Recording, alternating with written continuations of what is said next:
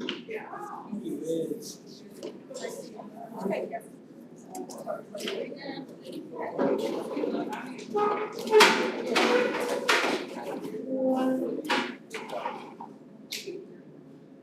I pledge allegiance to the flag of the United States of America and to the republic for which it stands, one nation, under God, indivisible, with liberty and justice for all. Yeah. Okay, roll call. Chris Buckman, Here. Carol Hadorn, Here. Larry Menken, Here. Jason Newberry, Here. Anna Garber, Here. Tom Henning, Here. Pat Zika. Here. And motion to adopt the agenda. I'll make a motion that we adopt the agenda as presented. Second. Move the second to adopt the agenda. All in favor, raise your hand. Opposed? Great. Recognitions of teachers and staff. I was wondering if we should have, maybe before we go to what Chris should not have. Because I couldn't do that. So just gonna do this presentation after. Anybody opposed to that? I didn't, I know it's now we're just echoing here. We can go ahead, we'll just have Chris give her presentation, so that's fine. So, Chris.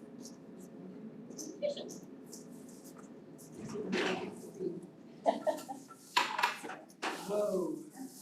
No machine. Okay, he's in charge of reminding me, so the milk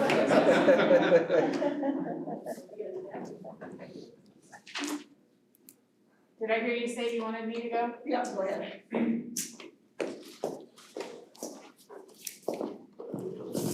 So, welcome to Lincoln. We have these nice new tables that you guys got for us, so we look all nice and professional, so that's good. I want to tell you that we are in our second year of me being at the helm of the leadership here. And I wouldn't trade my position for anything. I love my staff, and I wouldn't give them up for anything. They are tremendous, they help me out, and I really appreciate that. So a couple of things that have changed here. Obviously, you guys know that we had a teacher that was here for many, many years, and she retired. And we had Jennifer Llewellyn step up into that position, and she is in charge of our functional room this year. The cookies that you have in these little sacks were made by her students this morning for you guys to enjoy. So they're incorporating a lot of baking and life skills and things like that into their day, and so it's kind of neat to receive their treats that they have. Another probably weakness of mine would be the MTSS process and how that works, because it's different from district to district. And so last year, I just sort of got my feet wet in the whole process. And this year, I really feel that we're trying to streamline it in such a way that we're all on the same page as far as the testing process and progress monitoring and that sort of thing. Not that we weren't doing it before, but everybody was doing just a little bit different. And so we kind of had some different results from some of our testing and things like that. That's really about all I have to say as far as what we're doing here. We have prepared a video. I shouldn't say we, I should say Mr. and Mrs. Brown. Please stand up, Jessica. Thank you so much for making the video. It's amazing, and it's just a glimpse into our life here at Lincoln. So I have some of my staff here. Does anybody need to say anything that you're just dying to say? You said something about a cheer and a dance? Well, that's later. Okay. That's later. All right, so I will share with you our video here.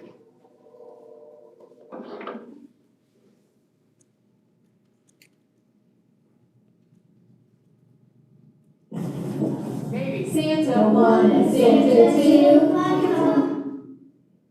What is wrong with the technology? Upload the cord and plug back in.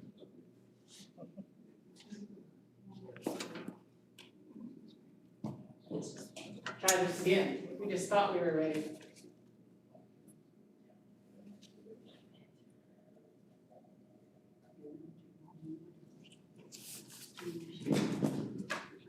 I swear already have this. Ready to go.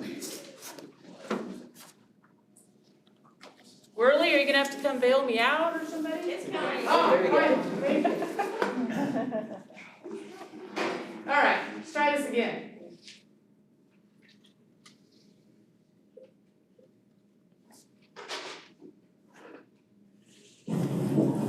Santa 1 and Santa 2. Let's all do the Santa 2. Ho, ho, ho, ho, ho, ho, ho. Ho, ho, ho, ho, ho, ho, ho. Santa 2 and Santa 3. Let's all shake our Santa knees. Ho, ho, ho, ho, ho, ho, ho. Ho, ho, ho, ho, ho, ho, ho. Santa 3 and Santa 4. Let's all shut the Santa door. Ho, ho, ho, ho, ho, ho, ho. Ho, ho, ho, ho, ho, ho, ho. Santa 4 and Santa 5. Let's all do the Santa jive. Ho, ho, ho, ho, ho, ho, ho. Ho, ho, ho, ho, ho, ho, ho. Santa 5 and Santa 6. Let's all do the Santa mix. Ho, ho, ho, ho, ho. Ho, ho, ho, ho, ho, ho, ho. Santa 6 and Santa 7. Let's all pray to Santa heaven. I've been good, Santa, I've been good. I've been good, Santa, I've been good. Santa 7 and Santa 8.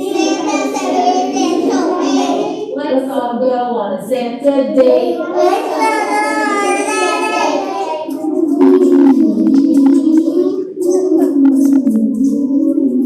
Santa 8 and Santa 9. Let's all shake our Santa hind. Ho, ho, ho, ho, ho, ho, ho. Ho, ho, ho, ho, ho, ho, ho. Santa 9 and Santa 10. Let's all do it once again. Ho, ho, ho, ho, ho, ho, ho. Ho, ho, ho, ho, ho, ho, ho. Oh, this is great musician.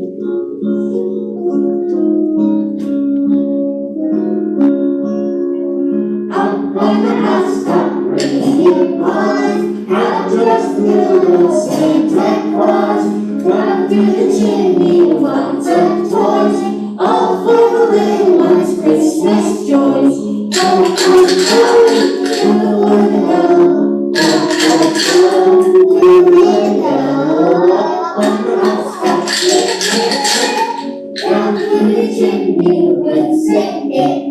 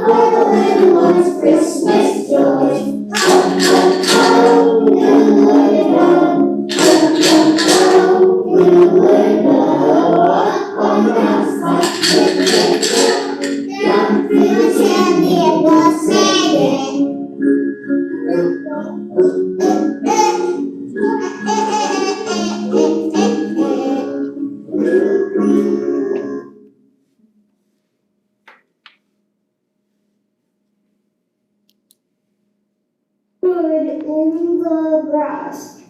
I am sad, one of them said. I wish we were brave, so do I said the next one, but we are not brave.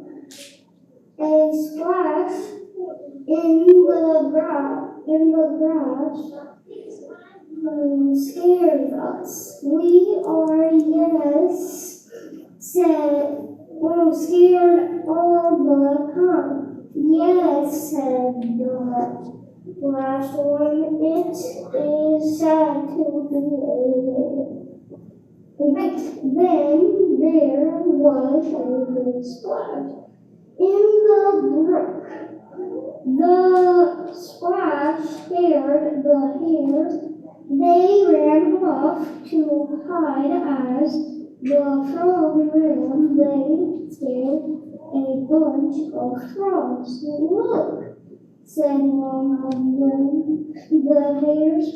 The frogs are scared of us. Yes, they are, said the next one. They are scared of us. Well, I'm glad I am not a frog. Yes, said the last hare. In the end, it is good to be a hare. I read The Hares and the Frogs. What's your name, bud? Lucas.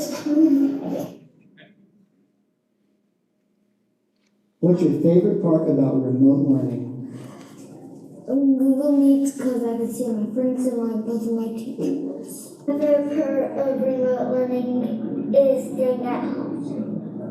My favorite part about remote learning is being with my family. My favorite part about remote learning is math. I like hybrid day work because we get to stay home in our pajamas and we don't have to wear masks. I like the fact that I like doing that. I like doing the computer work at home. I like to take the background in Google Meet. I like remote learning because it's just like being at school. I love being at home because we don't have to wear masks even at home. I can do the papers online and you don't need a paper or a pencil to do them, so it's really easy. I love being with my family on remote days. I like listening to the stories at home. What's your favorite part about school this year? I like having else in the classroom. Learning.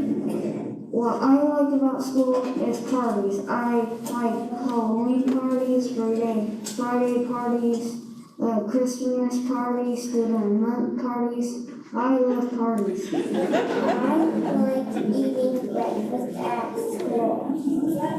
I like math. Getting to see my friends. I like doing math. I like doing fun things like Christmas activities. I like doing math and films. I like to be at school and with my friends. Even though it's half day, I still like to be here. I love about school is reading. Second day is fun and school is fun. My favorite thing is going home at 11. My favorite grade is seeing all my friends. My first thing in second grade is doing math. My favorite thing is going to school. My favorite thing to do at school is science. I like school because school is the best because I like math and reading. I like going in the mornings because it is so fun and we get to do math. That's my favorite. My favorite part of school is our parties. What's one accomplishment you've had this year? I scored on the college pathway on my math assessment. I can read 36 more words per minute than I could at the beginning of the school year. I scored on the college pathway on my math assignment. I can read more words per minute than PM and AM. I can add big numbers. 6 words this winter. I read 16 more words this winter. I read 25 more words this winter.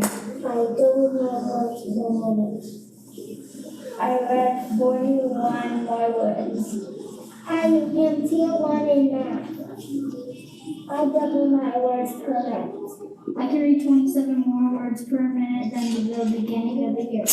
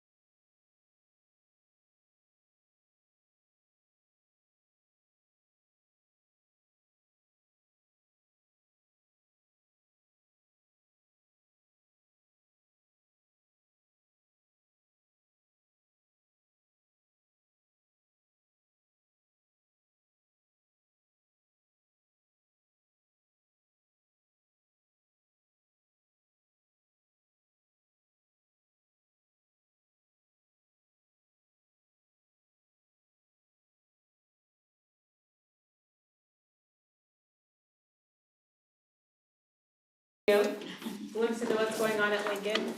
One of the things that we are really proud of, although if you look at the numbers as a whole, moving from tier 1, from tier 2 up to tier 1, that sort of thing, the numbers might not be great, but our kids are making gains. A lot of them doubled their words per minute. We had one little guy that started the year, he was in that video, you couldn't hear him very well. He wouldn't read at all, wouldn't even attempt to read. And he was one of the ones who was able to double his score. So I'm really confident that we're headed in the right direction, and I really appreciate the support that we have, and we're doing well, we're doing good things here. So does anybody have any questions?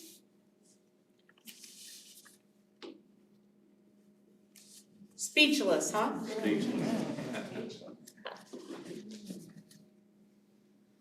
All right, I'd like to invite you to come to Lincoln, take a peek, see what we do. Come see for yourself how things work in the crazy land of Lincoln. So thank you.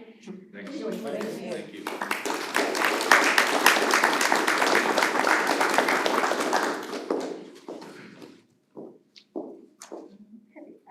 Corey's here to talk about facilities and use of the tournament. We had a lot of questions last time, and so he's here to answer some of those questions. Here we go.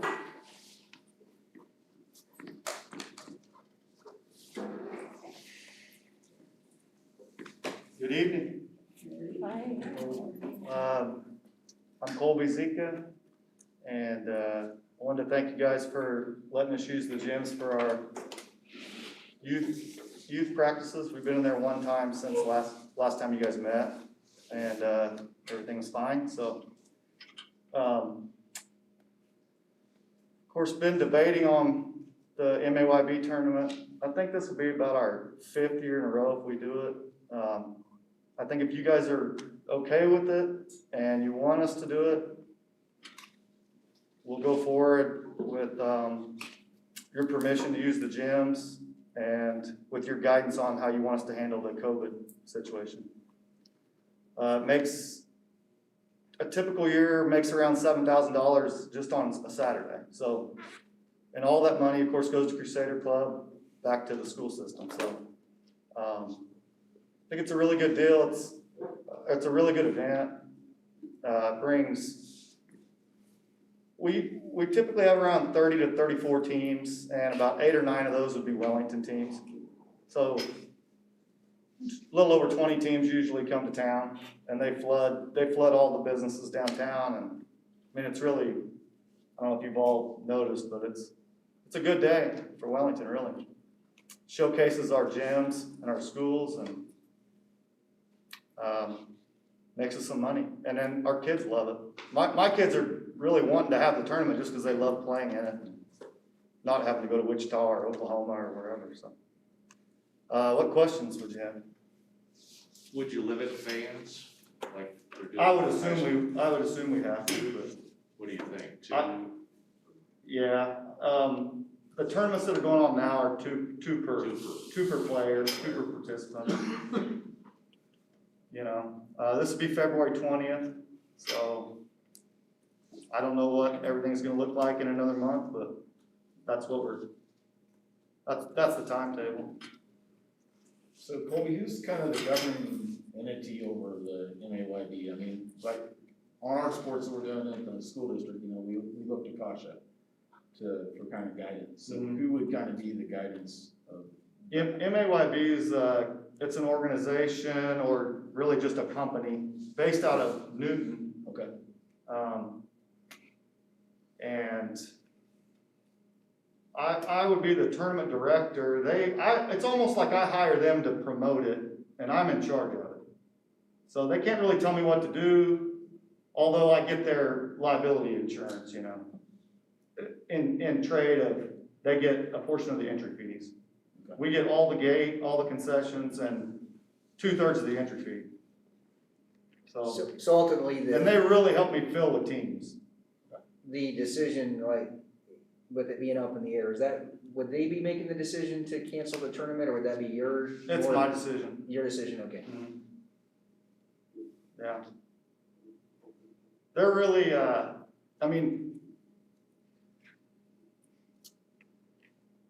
they're almost a marketing company, you know? If you host a tournament and don't involve MAYB, it's a lot tougher to find all the team. They have the sources, they have all the teams.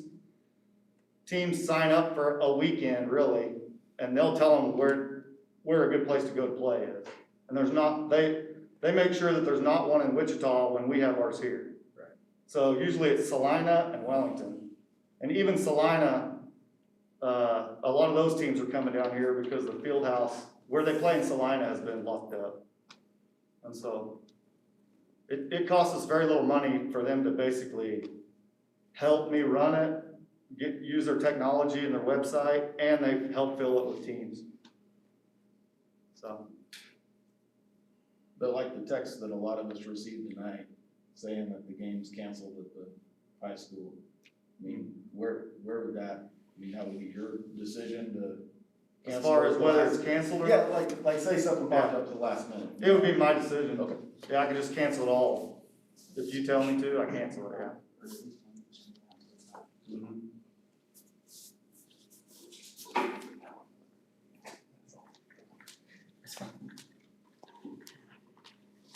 So Colby, you use like the Commons area, both gyms, I guess.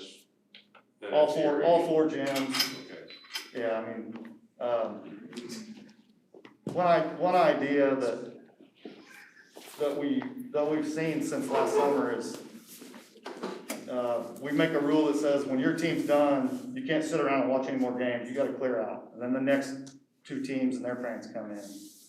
Okay. And then they clear out, so it keeps the population down.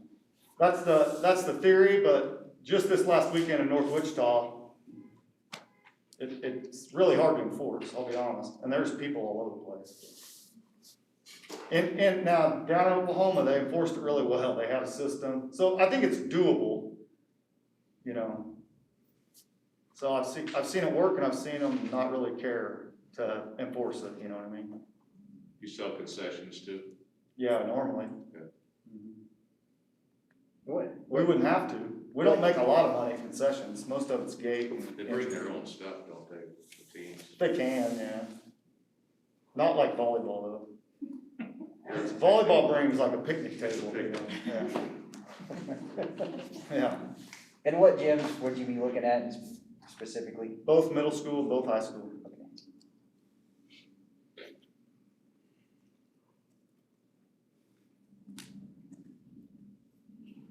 Any more questions or discussion? Do you have a meeting before, I guess, Yeah, actually, it would, yeah. yeah, although, But you kind of need to know. I need to know if I have permission, and I'll keep going, and then if next meeting, if it's blown up and you need to cancel it, then you can tell me then also. So you'd like a motion tonight to discuss? I guess, yeah, I would like a motion approved before I leave, or at least in the next few days or whatever. Yeah, Yeah, just really quick, just looking at the vacation calendar, there's a chance we host regional wrestling on that day. mhm. That would be the only thing that would be the only kicker on all that. So everything else looks like it'd be perfect, but that might be the only kicker is if Acacia were to come in and say we need to host regional wrestling in Wellington. Yeah, and Luke made me aware of that. Yeah. And so, he made it sound like it would be a long shot, Right. but if it happened, I could, because I know that, I can get a few reserve gyms, like South Haven, Oxford, different little towns around, so. That was my idea. Yes, sir. I mean, I think the only thing is that if, you know, other regional sites were down for whatever reason and they came to us and said, we need y'all to host, that would be the only thing that I would say we probably need to look at that before MAYB. Yeah, yep.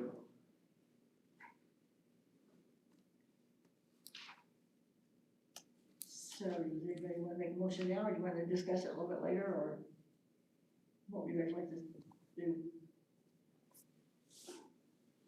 Well, I think in fairness, we probably should vote on it just so Mr. Jenkins can make Yeah. plans.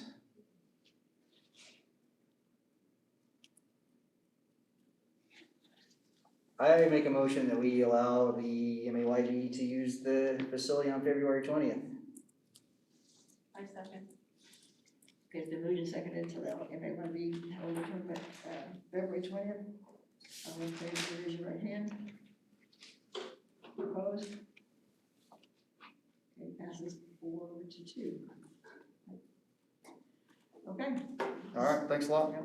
Thanks, Colby. Yeah. Thanks. All right, Dustin Avery's been here before, and he's back again to, kind of wrap up his presentation. Nick.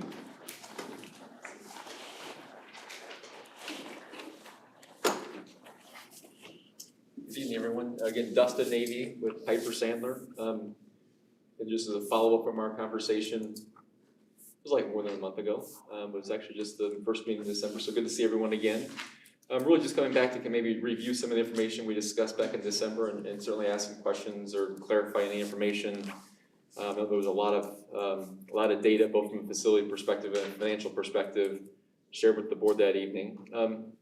So as you may recall, part of the conversation really is just the financial planning as it relates to facilities, but also then refinancings. And anything that we do, we want to think about the financial component and the financial, long-term financial objectives of the school district, and any sort of decisions we make on either facility planning and also then refinancing. And so really wanted to maybe revisit those conversations from December and review some of the financial analysis, but then provide a little bit more details on the refinancings. That's one thing we just talked about briefly and really didn't get into a whole lot of the details.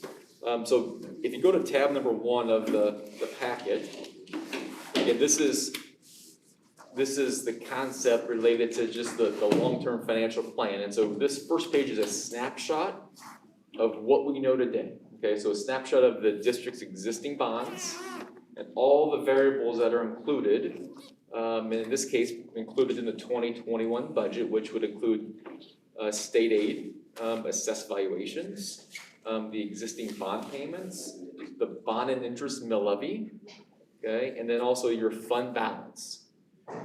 So keep in mind when we talk about bonds and fund balances and mill levies, we can't transfer funds from any other district fund into bond and interest, nor can we take money out of bond and interest and put it in any other fund. Okay, so it's really kind of a standalone fund. Now, we can transfer mills, right? So if we said, hey, we had the flexibility or capacity in our bond fund to lower by a $0.5 mil or 1 mil and needed that capacity in our LOB or our capital outlay, we can transfer those mills within our budget in order to maintain what our overall mill levy objective is from a budget perspective. So just keep that in mind as we think about strategies and objectives related to the bond fund. So what this really shows us right now is a couple things. Obviously, our existing mill levy is the 12.844 mills, which was approved. And again, that number may change slightly from what was on your tax statement because the budgeted valuations don't reflect the certified valuations which are provided to the school districts in November. So there may be a slight difference from what you see in your tax statements.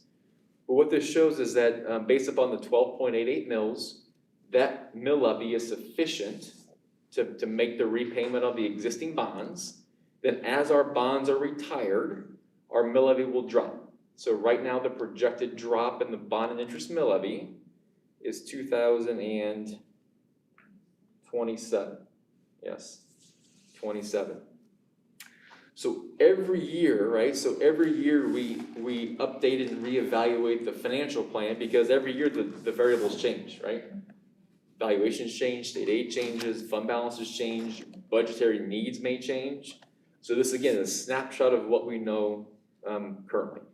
I should note also that the state aid, right? So state aid is a big component of your bonds in this school district. So this fiscal year, the state of Kansas pays 60% of this fiscal year's bond payment. Okay, pretty big deal. If we were to consider a new bond or a new project, and again, a bond is something that is a mechanism that's used to fund facility needs and paid for out of the bond and interest fund. Based upon some state law changes here a few years back, we would not be getting 60% from the state, we'd be getting 28% from the state. So there has been some changes in the state law that reduced the amount of state aid available to the school districts for any sort of new projects in future years. The next page, the next page will be fairly straightforward. So the only change here was we're monitoring the refinancing of the 2011 bonds, okay? And again, based upon interest rates, that current savings is slightly over $100,000.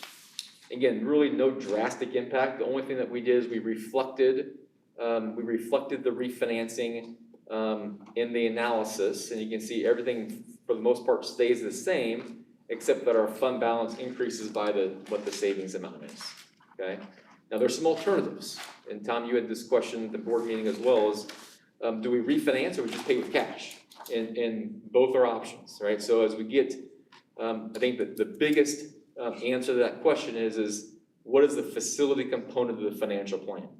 So if we have facility needs in a year, 2 years, 3 years, utilizing our fund balance may not be the best thing to deplete, but while we're going into a bond issue and trying to minimize a mill levy impact of a proposed project, but paying off cash could be an option for the school district as well. So something that obviously, as we think about the big picture financial plan and all the components that are included, that would be an option to consider as well. The next page, there's a hypothetical, right? So I think this is just giving you some ideas in terms of as you're thinking about long-term facility needs, what would a potential project look like? And in this case, I assumed a 2023, I believe. Yeah, 20.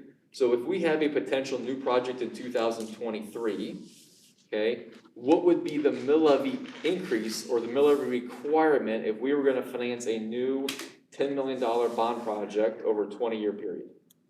Okay, so in that case, our mill levy, as you can see, we go from 12.8 mils up to 14.5 mils.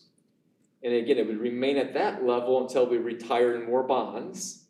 Okay, and then once those prior bonds were paid off, again, that mill levy would then drop again. So to some extent, it kind of provides a natural drop in your mill levy about every 10 years to continue to maintain and improve and update facilities. And that's important, right? Because you think about how do we do that now? Or what are the sources of revenues that are available to the school district now for capital improvement needs? It's really only your capital outlay fund, right? So we maxed out 8 mils right now?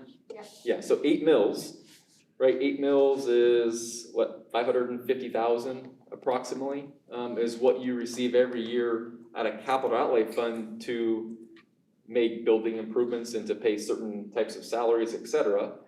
As you might expect, certain types of building projects get pretty expensive pretty quick, right? So thinking about long-term, how do you pay for those things? You really have a capital outlay bucket and then you have a bond bucket. So it's trying to figure out which project is most suitable for which bucket and utilizing those options as best you can.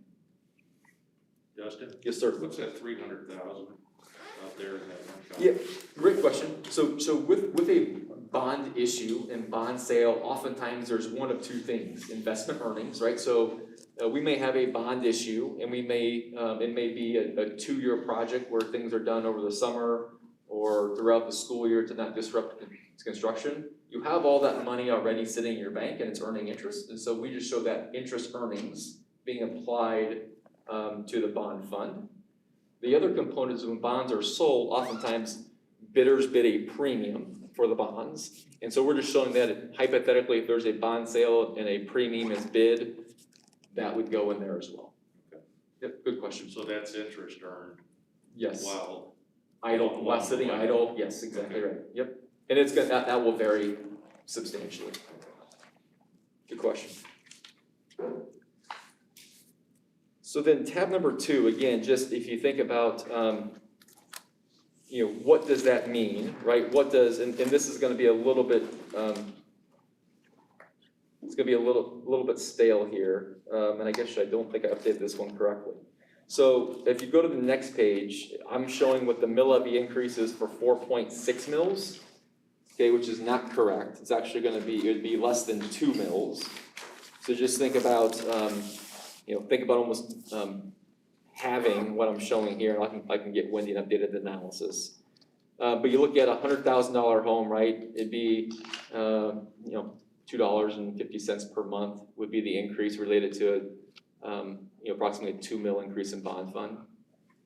Okay, so again, from a taxpayer's perspective, right, we understand the mills, we understand that from a budgeting perspective.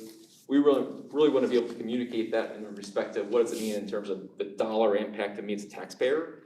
And this is what this analysis does, both on a homeowner basis, ag land basis, and from a business owner perspective as well. So the more we're talking about projects, right, because facility needs never go away, it's always gonna be ongoing. The more we talk about it and the patrons understand it, and we're very transparent about the impact and the financial planning and the due diligence related to the board and the planning process, in most cases, if we're very transparent about those things, we're gonna have a pretty good chance of being successful. Kind of questions on, this is kind of the new projects and the planning component related to that. Any questions on that?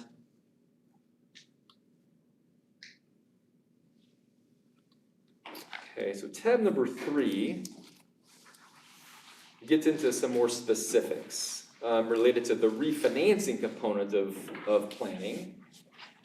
And let me give you maybe a little bit of background information first, right? So bond issues have what we call prepayment dates, okay? So every bond issue that's sold has a date that it can be prepaid, okay?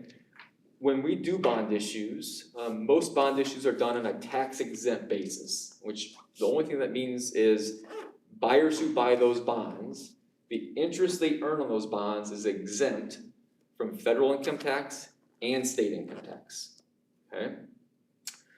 In 2017, in the Tax Reform Act, there were some changes that impacted a municipal entity's ability to refinance bonds before a prepayment date, okay?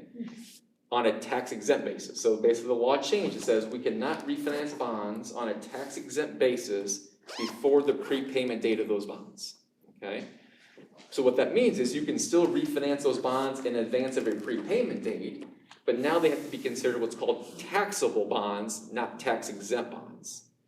And the difference is on taxable bonds, the interest that an investor earns is subject to federal income tax, but still exempt from state income tax. Okay, so there's a little bit of a nuance related to refinancings and how it impacts certain bond issues based upon when those bonds are eligible to be refinanced or when they can be prepaid, okay? So, the 2011 bonds of the school district are the ones that we talked about most recently, okay? So those, and this is very similar to what we talked about in December. So those bonds are eligible to be refinanced as of 9/1 of 21, okay? And so we can refinance those within 90 days, okay? So we can close a bond issue within 90 days of 9/1 and they can be done on a tax-exempt basis. So in this case, the current rate on those bonds is 3.29%. The projected rate based upon current market conditions is the 1.14%, which totals about a little over $100,000 of savings, which is after all transaction costs associated with bond issues, okay? So when we look at refinances, we gotta look at, is it feasible, does it make sense, right? So one of the things we look at is what's called a present value savings percentage, okay? So we take the total savings and we calculate what the present value savings would be in today's dollars. And typically when that exceeds 2 to 3% of the amount being refinanced, it's the kind of the industry guideline to kind of monitor and judge whether or not it's worthwhile to proceed. So the $101,000 on a present value basis is 6.81%, which is above the standard that's set forth from a regulatory perspective. So again, something that we've been monitoring process-wise, right? So we cannot refinance this or can't close it until after June. So really, the process from the board's perspective, and I think I may have a calendar in here as well, but you could authorize the process to start at any time, okay? But we would not be able to lock in interest rates until probably the end of May, first part of June, to close after July 1. And the reason I say that, it's only 60 days, you're saying, not 90 days. The reason I say that is because if we close before the end of the fiscal year, there'll be a cash transfer coming in from the school district, and that would require republishing of the budget. And so if we want to avoid the republishing of the budget, we better off just closing after July. So again, just a mechanical thing, just make it more mechanical than anything else. So the other one, though, that I think is interesting, and there's a little bit different process, is the 2014 bonds, okay? So again, the prepayment date on these bonds is 9/1 of 23. Okay, so we cannot refinance them on a tax exempt basis, okay? But we can refinance them on what's called a taxable basis. And so based on current market conditions and process, I'm kind of giving you some guidance here with respect to where the market is. And again, there's a lot of disruption currently in the marketplace. And so again, this may change to some extent. But the current rate on those bonds is 3.42%. And the estimated rate is a 1.88%, okay, which provides about a little over $500,000 of total savings. So they say, okay, well, $500,000, how does that meet the threshold with respect to the present value component of it? So the present value component is at 3.82%, which is kind of right at that target, right? So this process is a little bit different, right? So the process for the 2011 bonds is very comparable to what we've done for prior bond issues. We go out and we sell, and we find investors, and we kind of do it in one day. The taxable bond issue is more of a bank bidding process. It's a bank product, and so we go through a proposal process to secure a bid from a bank.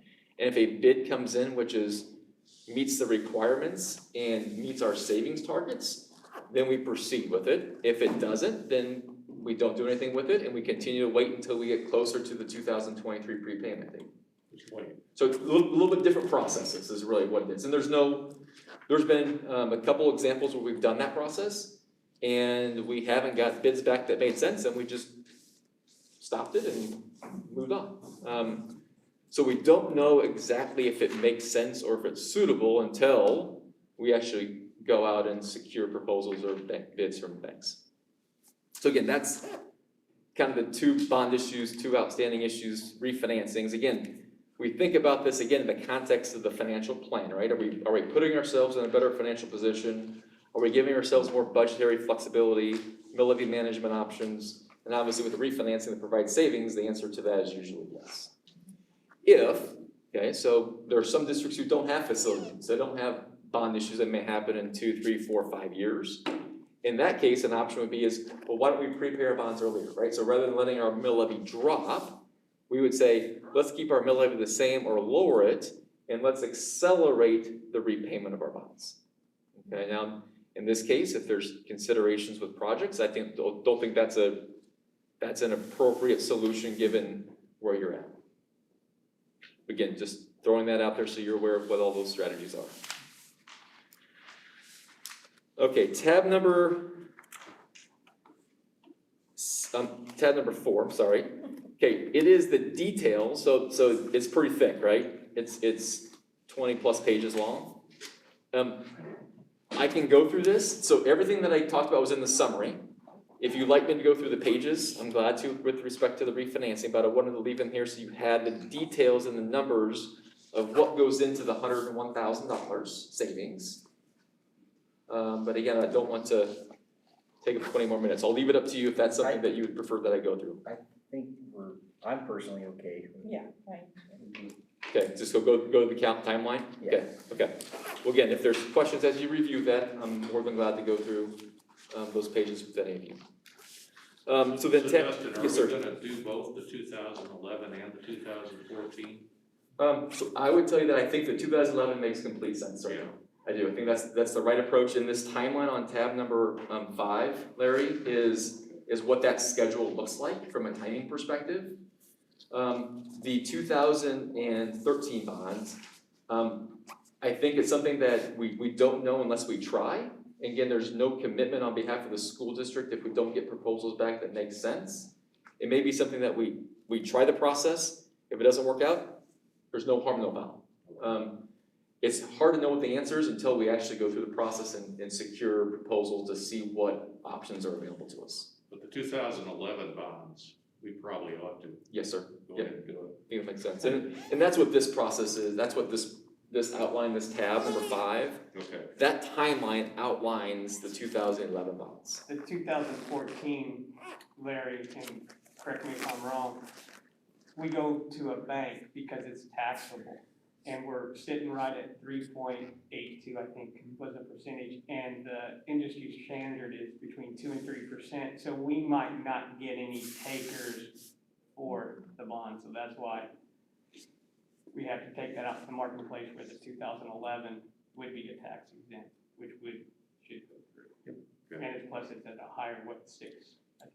In higher present value savings percentage. So there's your difference. Yeah, a little bit different processes for both. But yeah, we can certainly, again, so let's go back to, so Tom's question, let's go back to Tom's question from December too. So again, let's say that, again, we can't do anything on a tax exempt basis until the end of May, right? So there could be volatility in the marketplace between now and then also, right? So if between now and then things change and there's not enough to justify it, right, that's okay. I mean, until we actually in the market locking in the rate, there's no cost incurred by the school district, right? So yeah, Why do we have to wait till May?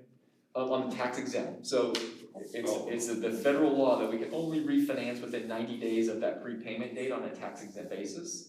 And so when we refinance in May, now we can close in July.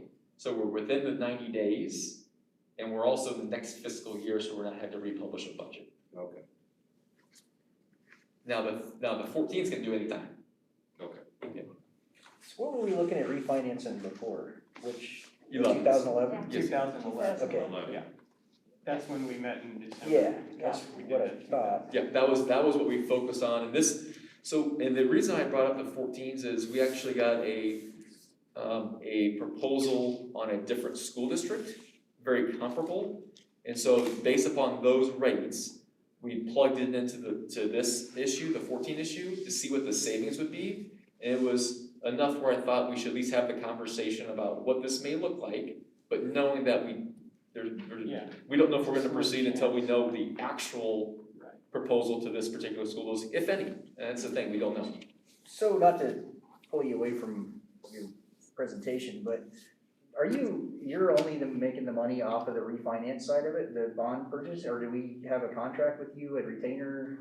Cause you obviously put a lot of work into this and printed out multiple copies of this for 3 trips down here. No, so how are we paid? That's a great question. We are only paid when a transaction happens. Okay. But I would tell you that, I mean, this is all for all of our school district clients, we're very, very active in the planning process, right? So it's not transactional, it's thinking about these things long-term, because if we just focus on the transaction, we're gonna take a misstep on what the long-term financial plan is. So we would spend a tremendous amount of time of making sure we're doing things both from a long-term facility planning perspective, and a refinancing or new bond issue perspective that meets whatever our objectives may be for the school district. So is your fee a percentage of how much gets? It is, so typically our fee is 1%, and again, we're only paid, when a transaction happens and occurs. And then you will never receive an invoice from us for anything that happens in between bond issues.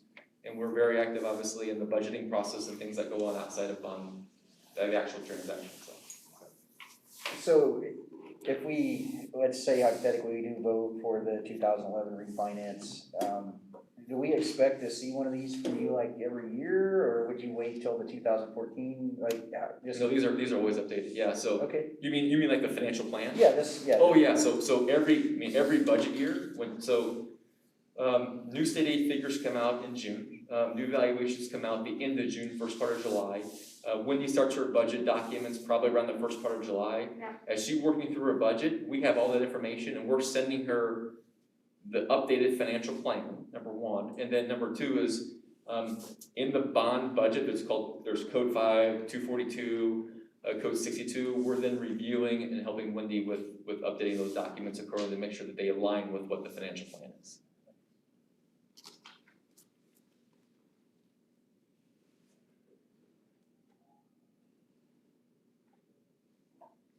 Justin? Yes. I know we're not obviously we're not planning a bond at this current time, but can you kind of walk the board through what your role is within that? I know you got the figures, but as far as, the process, just because I know a lot of people here have not been through that process. Yeah. That might help them a little bit.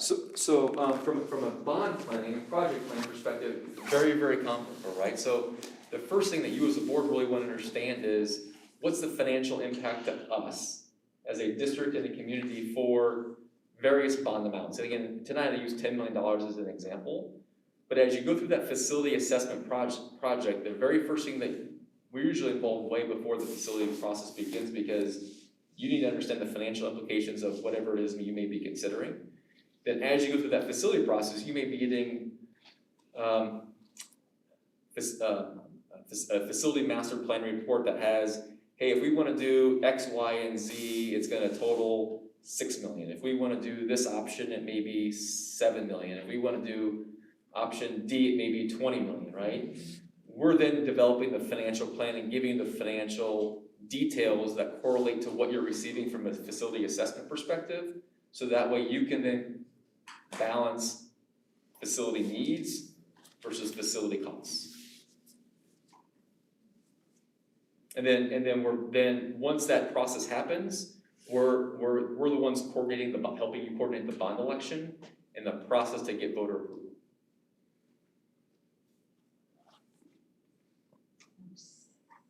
So at this point, we don't really need to make a decision, we'll just, when the bond issue gets closer, whatever the June date we're talking about, that's when we'll probably vote on this. Yeah, so I think we need to do it in February based on the timeline, we gotta give him direction. Yeah. Okay. So our next meeting, we'll have a I see. resolution to Yeah, but you yea don't or need to be nay, here for that. and then Make another trip we for that. follow If the you want me to, I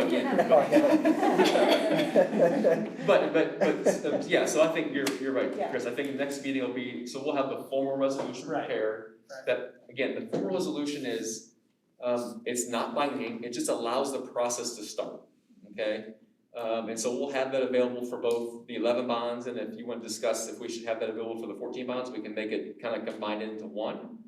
And again, that just allows the process to start. The formal resolution that has all the final terms is not presented to the board until we've locked in and the savings has been achieved. And that would happen, obviously in this case, we're showing it June 7th as an example. I would have let you finish the presentation. No, you I wouldn't have to ask that question. You're fine. No, Tom, you're on it. That's okay, I look at it. The wheels are turning.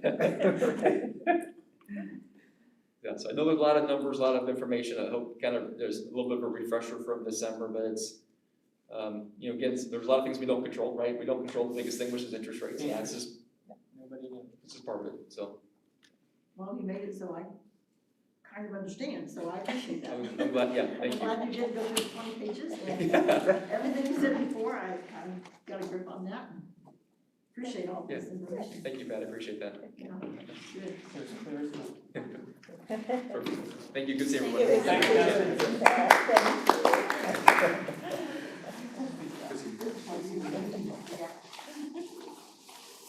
Okay, well, we have something to think about. Next month, I guess. Here we have, Dr. Brad Ray, and I apologize, Jeff, I forgot your last name. Excuse me. Flackman, it's a mouthful, don't worry, Okay. just Jeff.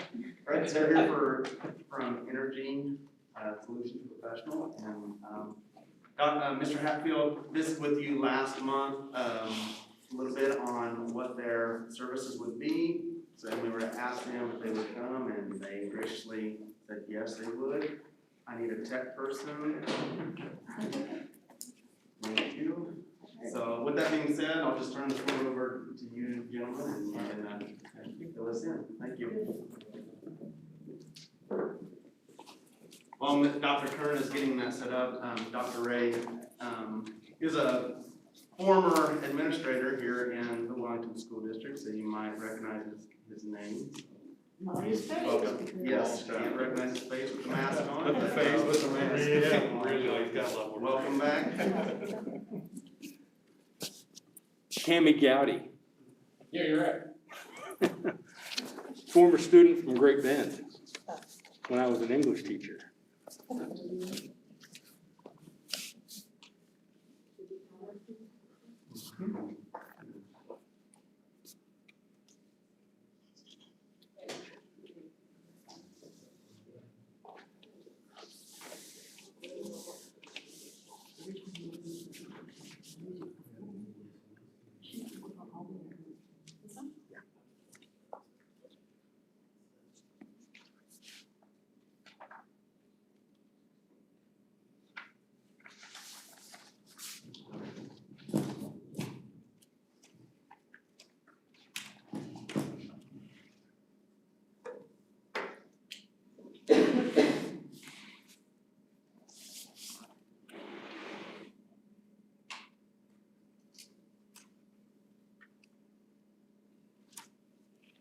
And if we want, we can kind of go ahead and maybe it'll pop up. I shouldn't have Dan set it off.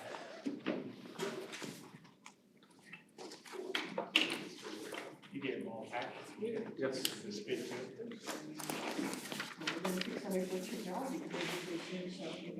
No question. I was gonna say, I should have asked.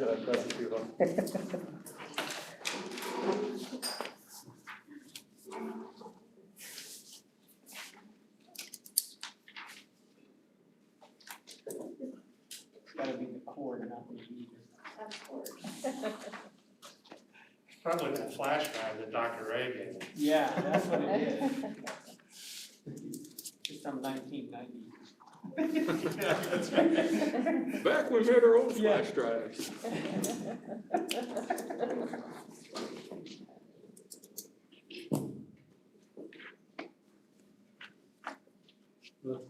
Yeah, we can just, you all have a packet, so we can just talk to it, don't worry. Okay.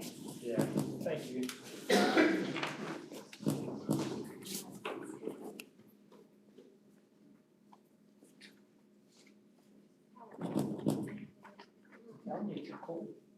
Yeah. It is. I wasn't kidding you, Jim. Yeah.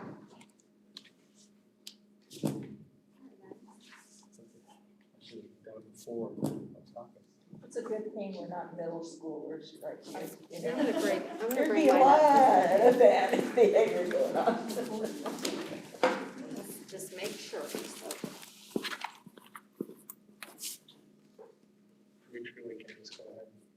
Okay, stop.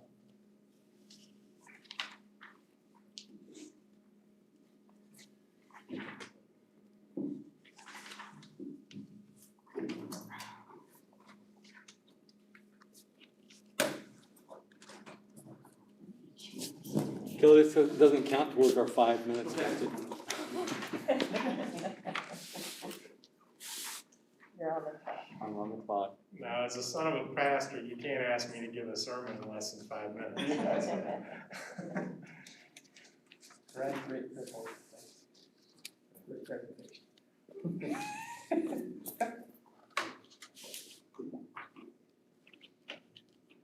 That was really nice.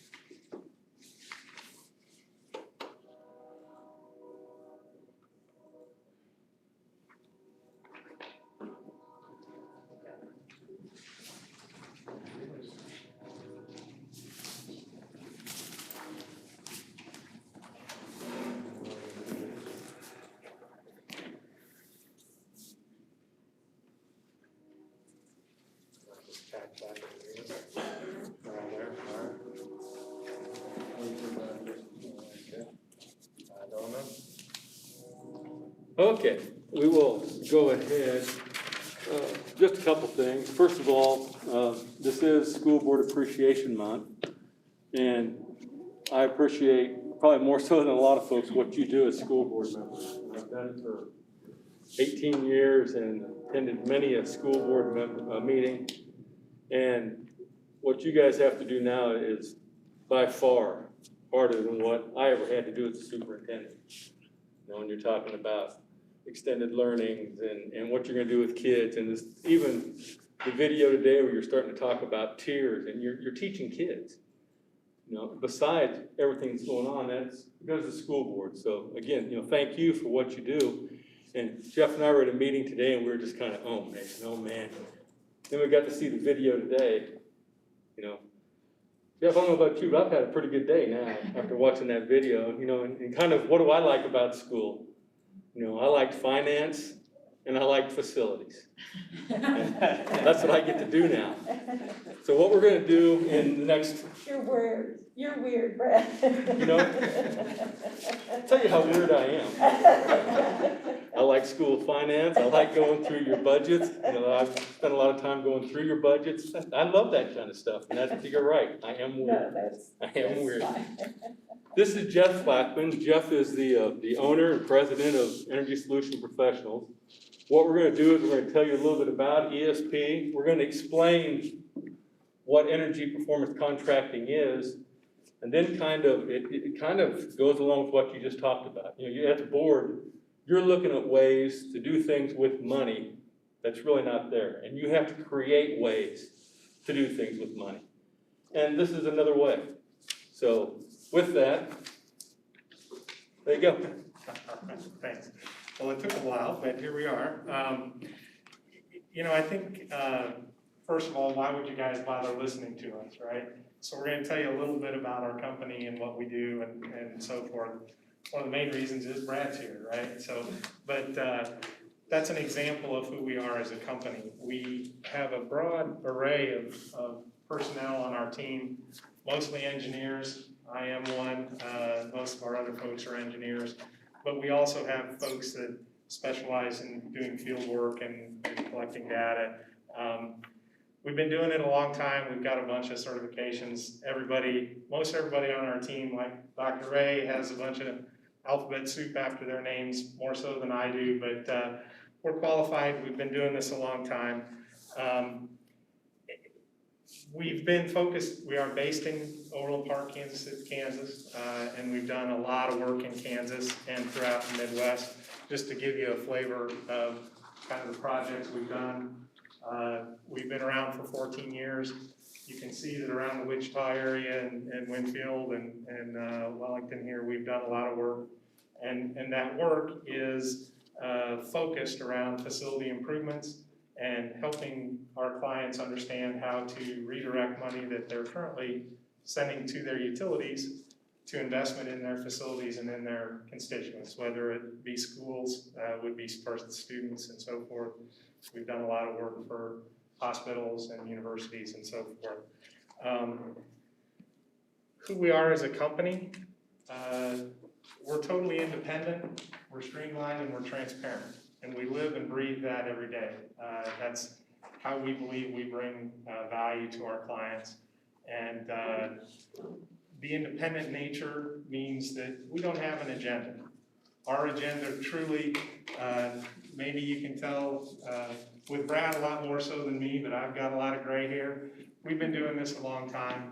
We don't have to be doing this, but everyone on the ESP team actually is motivated by helping make life better for the people around us. That really is what it's about for us. And by being independent, we're able to take a totally unbiased and just independent look at how we identify improvements for your facilities. And we don't have an agenda of trying to sell a particular product. We're not affiliated with a larger engineering firm or a contracting firm. This is who you get, is the people that are standing in front of you and the small team. And we strive to put together unbiased and good, better, best type solution where we're really looking to try to find the right answers for your facilities and for your students. Being streamlined, it means we're very low cost. We're able to provide these services at a much lower cost than folks that are doing this. And we're gonna stay that way. You know, that's who we are, so that's how we stay that way. By transparent, I just mean that every aspect of interacting with you and our company, we believe that it's important for you to know exactly what you're spending your money on and why, and what the value is that you're gonna get from every dollar that you spend. So we take open book pricing approach. We engage in a manner where we're talking with every level of your staff and with you as the board, and we try to make sure that we lay out plans and ideas that we can all talk about, and we make sure that we're meeting the long-term objectives of your both your administration and the board. I guess maybe it's a little, I'm used to having it in front of me so I can kind of see the screen. So I apologize, I might be missing some stuff, but I am what I am. What can I say?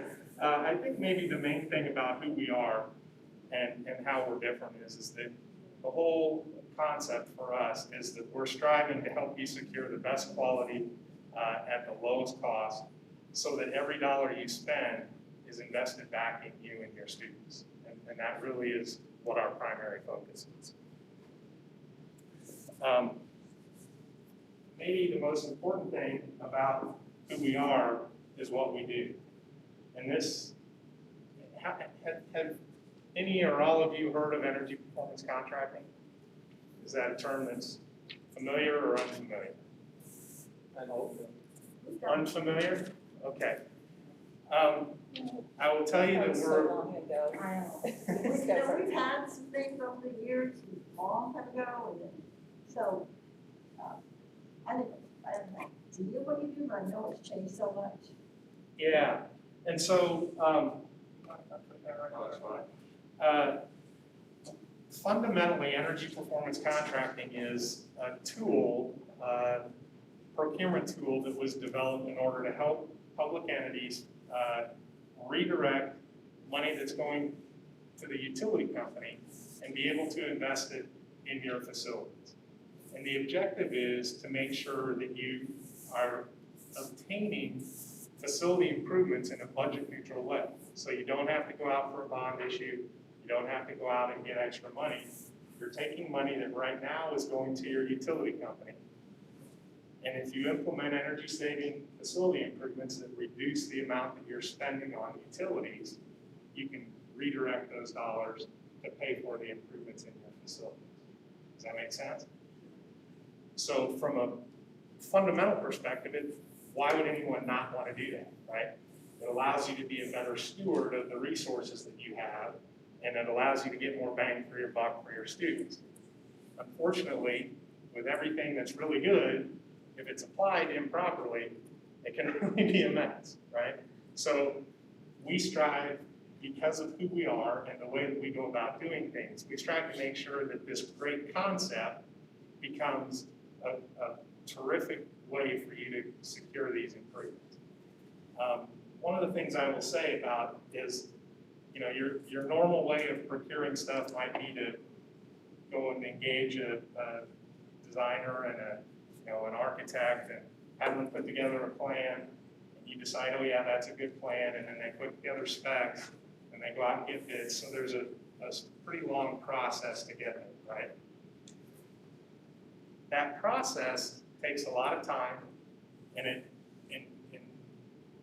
requires that you have money to be able to pay for the improvements.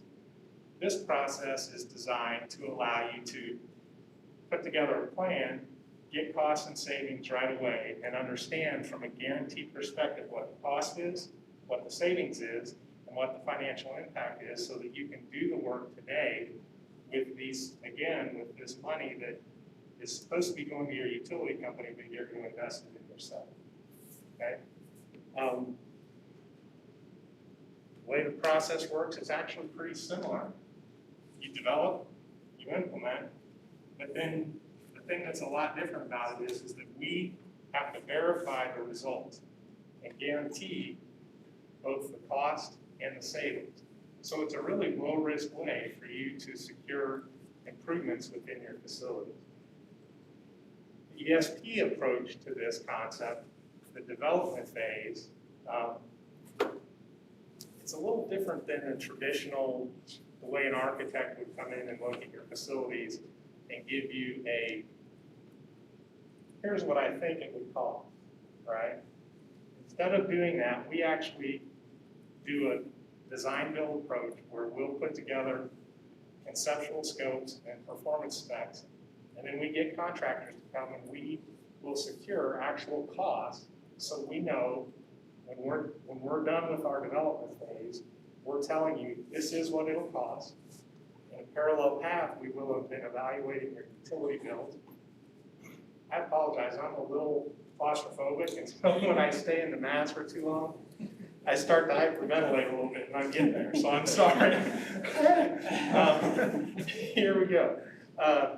So the development phase through a performance contract approach with us gives you results that are actionable, that you can actually move forward with implementing things today, and you can get the improvements right away, rather than having to wait and go through the process of securing the funding down the road.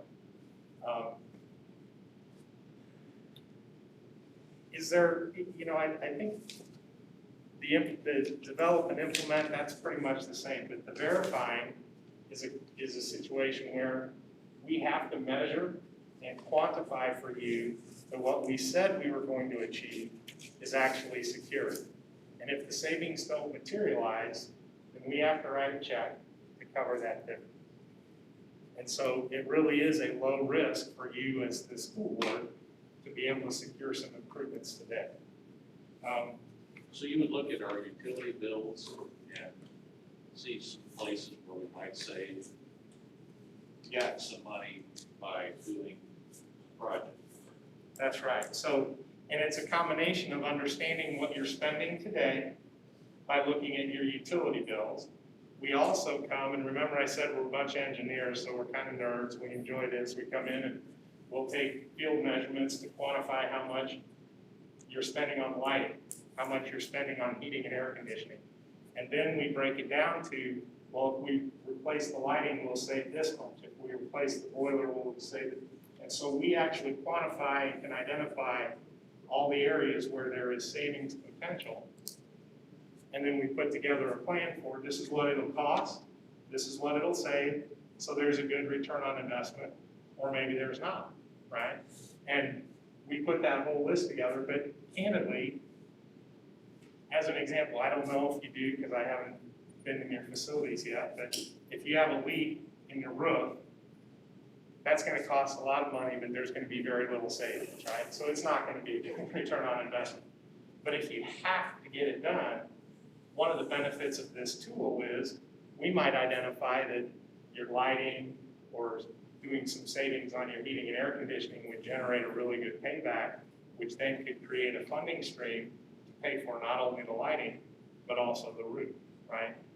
And this is actually one of the areas where Brad brings a lot of expertise to our table, is to help us understand what the funding options and how we can kind of mess around with you to understand where the budgeted dollars can be moved and what shell game can be played to maximize the results. So, I might let you. And with that, one of the things that Jeff talks about is the accountability piece of this. If we come in and say we're going to find X amount of savings and guarantee that to you, Jeff is the one that if we don't make that guarantee, he has to write you a check. I mean, that's the whole caveat of this whole thing, is the fact that there's accountability on our end. When you start looking, he talks about budgets and money. One of the things that I really like to do is to figure out ways to maximize what you can do in your district. There's going to be some legislation happening this year that's going to cut into money, probably. There's just all kinds of things with COVID. So when I start looking at your budget, first thing I do is I look at your electrical bills. And even back in it was 15-16, your electrical bill was $553,000. The next year, it was $706,000. The year after that, it went down to $621,000. And it's been about that since then. Last year with COVID, you were down to $589,000. So, there's just some things like that that we start looking into your budget. And our ultimate goal is to save you enough money that you can do other things. In the slide today, when you looked at it, there were all the pianos in the one room, the keyboards. Those are the things that when you start saving money, those are the things you start to do. When I was in Mulvane, we did a big project. And if you remember back in 2009, 2010, and 2010 and 11, everybody's budgets were cut. Well, Mulvane, we kept giving raises because we did an energy project. And I was able to take that money and put it into capital outlay, which right now you spend, capital outlay is where you take all your utilities out of. So I was able to take that money, put it back into the general fund, which freed up some money that we had in our LOB, which freed up a lot of money that we could do in the capital outlay. So those are the things that you can do when you start getting into budgets, looking at way to maximize what you're doing. You spent a lot of money in capital outlay last year. Of course, you had some big projects at the high school. You spent a lot of money in capital outlay. There's only going to be so much capital outlay. Talked earlier about 8 mills. 8 mills actually brings in $576,000. It's fantastic that you get, for every dollar you put in capital outlay, you get 60 cents on the dollar. That's great. But that's where it's maxed at right now. So you're able to continue to bring in money in capital outlay, but eventually, like this year, you have $102 million in capital outlay to start with. Last year you had 2.1. It starts to catch up with you. So that's what we do. We look at your budget. We study your budget. We talk with your administrators. What are you thinking long term? Are there ways that we can help develop plans for you and projects for you that allow you to do other things, to buy technology? You have one lease purchase. You lease purchase a Bobcat, which is great because there's no interest. It's 0 interest on that Bobcat. Great investment. So those are the things. And then with the CARES money in 2020, you got $284,000 basically of aid through CARES. The next round of money that's coming out, you can anticipate about $1.2 million. So when you start looking at that money and things that can go into it, it's the elementary, secondary school emergency relief. The numbers we saw from the State Department Friday are at $1.245 million for Wellington. Well, this time, they've also designated that you can do HVAC, you can do indoor air quality. So those are things that before, when it was going through the counties, if it sounded like a good idea, some counties did, some didn't. Some of them said, well, it's not in there, we can't do that. We were able to do 3 school districts with indoor air quality by putting in ionization and doing things. We did Southwestern College. Those are things now that you can start thinking about. So, Jeff? Well, I think, maybe one of the primary points is that we've looked at your budgets, we've analyzed kind of where you're at, and I know, we've taken a lot more time maybe than we intended, so I'll try to wrap it up here. I guess our message is that there are opportunities to save energy. We can help you secure and maximize the value that you get from the new second round of funding from the CARES program, which is now the ERF. ENDR, there we go. And the objective is to do an analysis, understand what your needs are, understand what your objectives are, and provide you a mechanism to get these improvements today. And not necessarily have to wait for 5, 10, 15 years, but rather be good stewards of the resources that you have and secure the improvements today so that your students can get those benefits starting right away. And to put that in perspective for you, our approach for the development of a project like this is that we would come in and it would probably take us 90, maybe 120 days to analyze thoroughly your lighting, heating and air conditioning, water, building envelope issues, technology issues. We talked about this PER money, but there is also a bucket of money for technology and for expanding bandwidth. And so I know that you guys are pretty, adept in that area, but we might be able to help you get some funding to make some improvements there. So our objective is to help you find ways to maximize the value that you get from every dollar that you have and secure some improvements for your students as soon as possible. How do you guys get paid? As I said, we're basically a group of engineers and project and construction managers, so we have a fee for the audit. That fee is typically based on what your square footage is, and it'll be somewhere, depending on the complexity of your systems, it'll be somewhere between 4.5 and 6 cents a square foot. So I don't know what the square footage of your facilities is, but that would give you an idea. So that's a small fee for that. And then we would take an open book approach of identifying for you what the costs for the projects are, and we provide construction management, project management, and engineering services to implement the project. Perhaps one of the biggest differences that separates us from other development companies is the fact that we have to guarantee our results. Both the cost and the savings are guaranteed, so there will be no change orders in a project that we would develop for you, and the savings would materialize or else we're on the hook. So we're specifically trying to make sure that it's a low risk opportunity for you. When we do, I can share with you that from just a dollars and cents perspective, our typical projects, about 80 to 85%, 80 to 85 cents on the dollar goes into construction costs, and 15 to 20% is for engineering, project management, construction management. Again, it kind of depends on what the complexity level of the project is. It will dictate how much engineering is required. Do you have a select group of contractors you work with, or do you bid? We take an open bid approach, so we will engage whatever contractors you want. I will tell you, of course, we have contractors that we work with throughout the state. We are not married. A lot of companies that do this type of work have a select contractor that they work with, and that allows them to do their job more efficiently. We believe that competition is the way to secure the lowest cost, and so we take a bid approach on everything. I know, Tom, you brought it up before, and we talked about it, about the electricity at the high school, how That's what so was so going through my much. mind. I think this would be a good opportunity for them to go in, but I'm looking at the finances for December.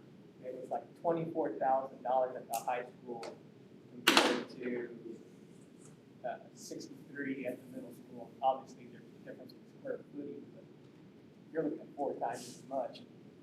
We've always talked about it. Right. Why is that electricity so high at the high school? So if we can figure out what's going on there and maybe stay there, that would be a good place to start. Absolutely, and those are the exact kind of, the more input you can give us as we would start this endeavor of doing an audit for you, the more effective we'll be. Yeah. And certainly, That just glares at me. yeah, absolutely. And so, one of the outputs of our audit is that we do also perform not just a facility analysis, but also a utility analysis. And so we will quantify what the energy utilization for each of your buildings is. How much energy is going into lighting, cooling, heating, water, and all of the miscellaneous stuff. We do an audit so that we can quantify that. And then that allows us to be able to specifically identify, here's where we need to focus in order to get the best return on investment for an improvement that will reduce that cost. And we'll do that in every building, but certainly wherever there's a glaring glitch, that's where we would focus. I think we have an example of this, kind of not, when we did the last bond issue. The ceilings and everything were all taken out of the elementary schools, and I taught first grade, and I always thought my classroom was dark. In fact, I had them come in one time, and they actually put in another light in the front, because it just always seemed dark. Well, with all the ceilings out, it just kind of made sense to put in a new type of lighting, get the old fluorescent lights out, and you know, the people that we pay to do all that, you know, constructing and the designing and everything, didn't come up with that. You know, they hadn't even thought about telling us that, you know, it was cost saving to put in the new lighting.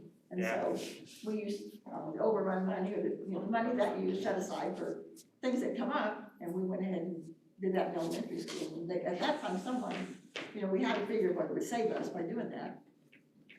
So as it relates to the lighting, certainly when you convert from fluorescent to LED, there's a reduced amount of wattage for the equivalent amount of foot candles that you get from the given fixture. There's IES, International Electrical Service, standards that we come in and we'll take a measurement at the desk height in every classroom and understand what it is today and tell you what it should be, and that becomes part of the analysis for what the retrofit to an LED lighting should be. So there's a balancing act of, we want to maximize the energy savings, but really the primary function of the school is to provide education, right? So we need to make sure that we're giving the best possible learning environment as well as saving energy. So it's kind of a balancing act. And what we do, I think if you look through there, you know, where we mentioned the development phase, we look at good, better, best type solution. And we present options to you, and then we would work together with your staff to understand what's the best solution with a combination of both improving the environment and saving energy. What's the best solution for your long-term objectives? So would there be an audit, first of all, of the inventory of everything? Yes. And then that's a stopping point there. Yep. And decide where to go on. Yeah, and so there's a couple things that we would suggest. We are more than willing to do a preliminary audit where we would come in and do a quick walkthrough of all your facilities on our dime. And we would at the same time look at your utility bills. And so we'd be able to give you a bit of a understanding of here's what we think the opportunity is. And candidly, that's our chance to determine if we think we can help you or not. And is there a viable project? Quite candidly, it's not worth our time or your time for us to go further if there's no opportunity, right? So we'll do that preliminary analysis, and then there's an agreement to say, yes, ESP, we would like you to do an investment grade audit. And an investment grade audit is where it costs the, you know, maybe 4.5 to 6 cents a square foot. One of the things that, you know, I'm a firm believer that we shouldn't be doing this if we can't actually deliver on what we said. So another reason why I have us do the preliminary analysis is we provide, here's what we think we can save you, and here's what that could fund in terms of improvements, and we make a list of the stuff that would be included.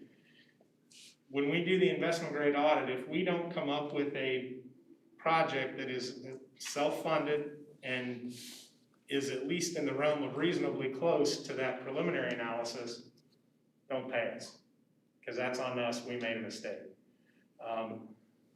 I can tell you that doesn't happen.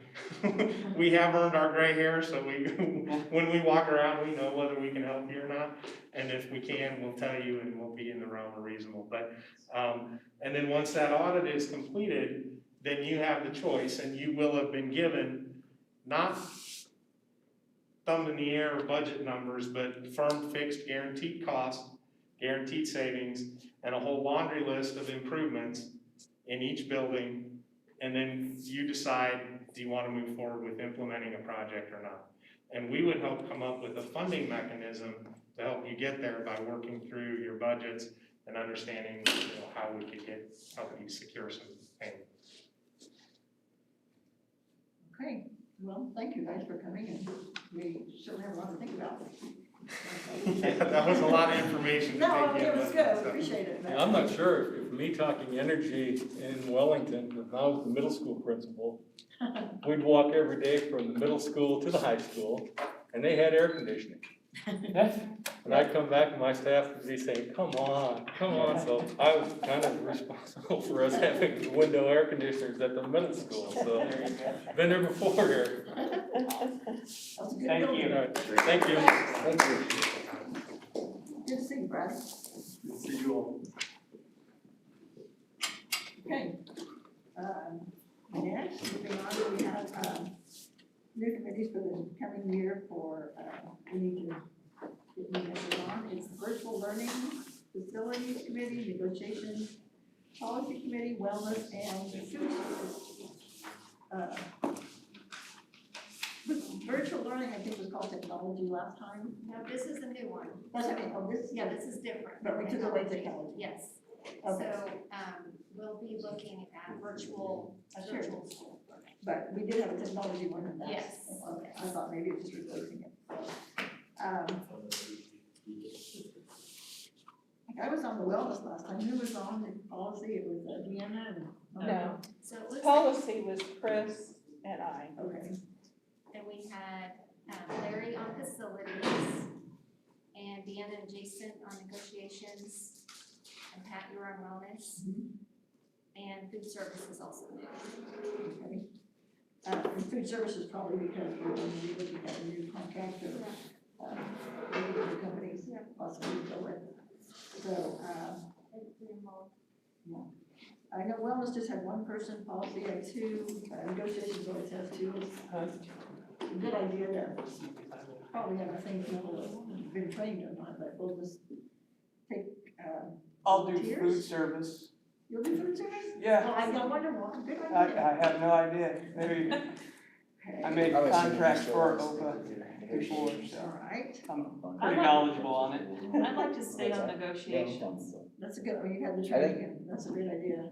I think Jason and Deanna are negotiations, it sounds like. Okay, I'll do facilities if, yeah, I'd like to do facilities too. I figured you'd be on that, Larry.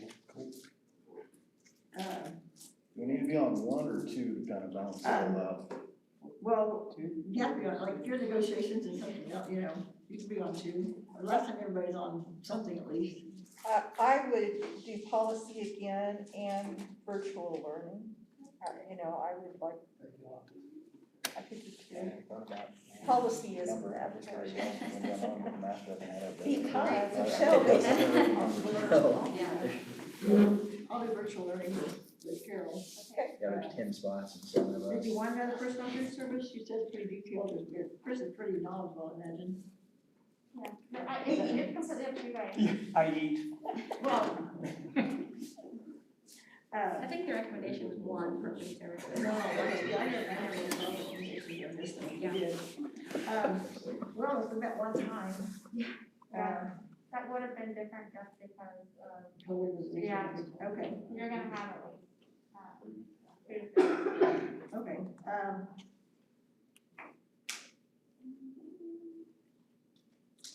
I'll do that again then. That's all right. Okay. So I think we are, what are you doing, Tom? I picked facilities with Larry. Okay, that's right. So you got them all? I think so. Carol, all the virtual learning? Yeah, I can read, you want me to read it back? Yeah. So virtual learning, Carol and Pat, facilities, Larry and Tom, negotiations, Deanna and Jason, policy, Carol, wellness, Pat, food service, Chris. I think Chris was on policy also. Oh, did you want to be back on Sure. policy too? I'll go with Carol. Oh, thank you. I'll be back on call. It wasn't that bad, was it? So maybe you can make it. No. Yeah, I think we need a motion. We need a motion to approve the new.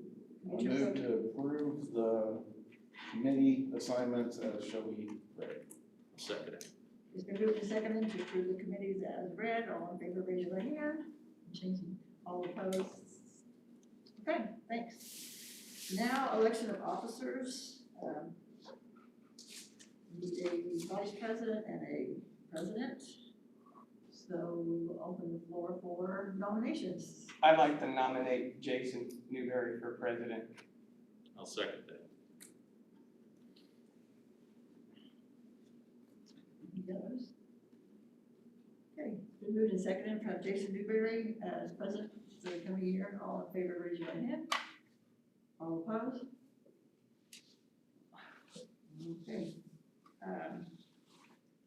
Now, vice president, I'd like to nominate Larry Mangum for vice president.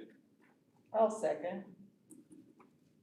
have been moved and any other nominations? Moved and seconded for Larry Mangan as vice president. All in favor, raise your right hand. All opposed? Okay. Looks like, we will turn it over to Jason. What's left of the meeting? Sound good? This replaces it. No, Is that- it'll be next. No, it'll be next meeting, Yeah, in next February. I thought last time, Yeah. we did, Well, it's because she, the president was, gone. Okay, yeah, that's fine. All right, I was just going back to that. Administrative reports. Is next.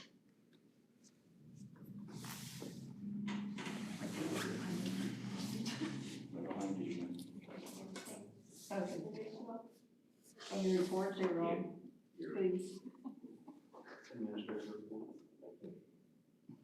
Okay, well, let's move on. I can't hear it. I know. Nobody had any fears? No, Yes, We are. No, okay. No, we good. I know, it's somewhere. So we're going to executive session, if we have a motion. Do you want executive session for personnel? I make a motion that we go into an executive session for 10 minutes for non-elected personnel, starting at 7:45. The regular meeting will resume at 7:55 to include the administrative team. The second, somebody second? Jason. Okay, first, Jason. Right. All in favor, raise your hand, opposed? Okay. And then we'll have another one after that for legal matters. I think Chris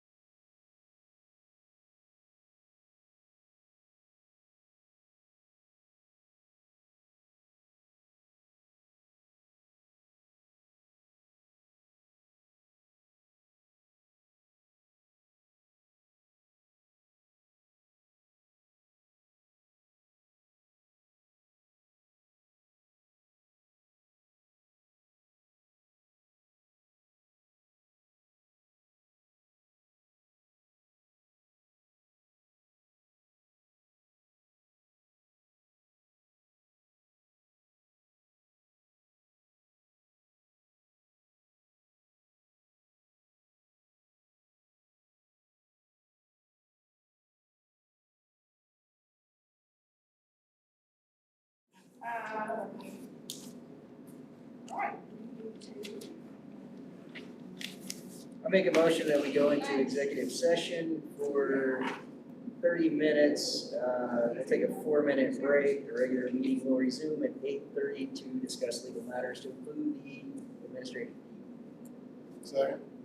Move a second to executive session. How long did you say? Excuse me? How long did you say? 30 minutes. 30 minutes to talk about legal matters.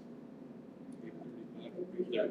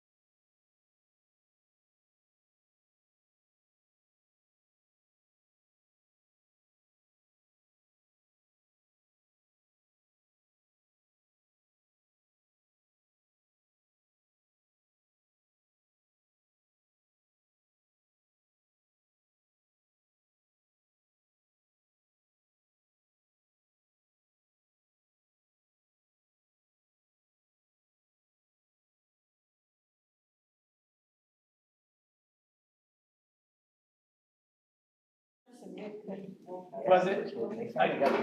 I'll give it to Christian, I'm So cheap too. Oh, I'm staying away from everything. Pretty much. Pretty much.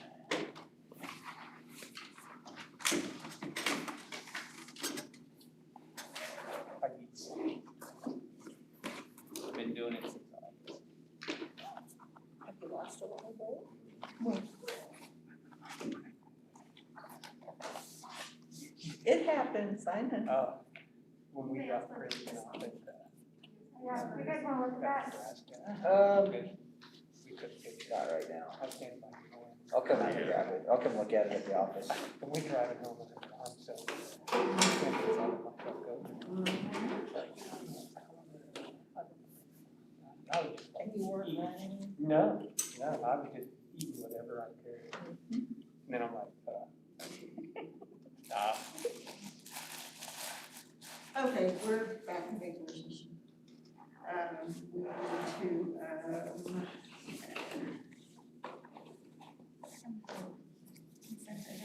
read the consent agenda. Approve the minutes of December 14th meeting, approve payroll bills, payroll, $1,069,412.21. Bills, $593,278.35. Transfers at risk, $200,000. Vocational, $50,000. PPE, $40,000. Personnel, approve new hires, Ashley Alvarez, Para Kennedy, Michaela Brownlee, Para Washington, Kylie Optengarden, Para Lincoln, Grayson Jarna, Assistant WMS Golf Coach, Jenna Roush, Para Kennedy, and Carmen Hatfield, Assistant WMS Girls Wrestling Coach. Do I hear a motion to approve the consent agenda? Move to approve the consent agenda. A second. It's been moved and seconded to accept the consent agenda as read. All in favor, raise your right hand. Opposed? Okay, board comments. I've got a question about the Kennedy building that we sold that they were gonna try to pull out over the holiday. Where is that project at? I am actually not real sure, but I'll check on it. I'll Okay. get back to you. It's still there, right? Like I didn't, No, it's still Like, there. okay. It's still there. I know that, I know the plan was to get it out in January, that was when the mover was, but I haven't heard. oh, okay, I was for some reason thinking it was around the Christmas holiday. I thought that was, No. okay, So hopefully this month. okay. Yeah. I'm glad that they're getting elementary kids back in school. I think that's a real plus, something we worked on hard. So that's a good thing. I would hope that eventually, after we see that that works, we can get the high school kids, middle school kids back. Might take a little more work, but, or, not worrying about 6 feet, but we have to, I think we need to start thinking about that after we see the elementary kids are more good. Is our medical group still meeting weekly?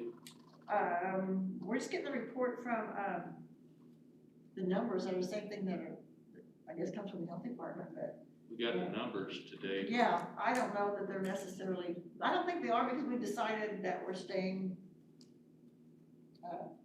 hybrid right now anyway, I think. Are they gonna meet again? I really don't know.